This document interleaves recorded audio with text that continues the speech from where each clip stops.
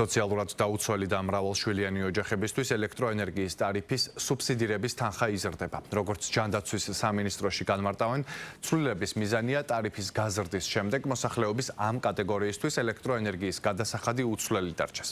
სიახლე თბილისის მუნიციპალიტეტის გარდა მთელი ქვეყნის მასშტაბით მცხოვრებ ბენეფიციარებს შეეხებათ. რაც შეეხება მრავალშვილიან ოჯახებს, ისინი მთელი ქვეყნის მასშტაბით სოციალური შეღავათის სახით ელექტროენერგიის გადასახადისთვის 20 ლარის ნაცვლად 30 ლარს მიიღებენ. ამას ემატება 10 ლარიანი სუბსიდია ყოველ მომდევნო შვილზე. მთავრობის ეს გადაწყვეტილება ძალაში 1 აპრილიდან შევიდა.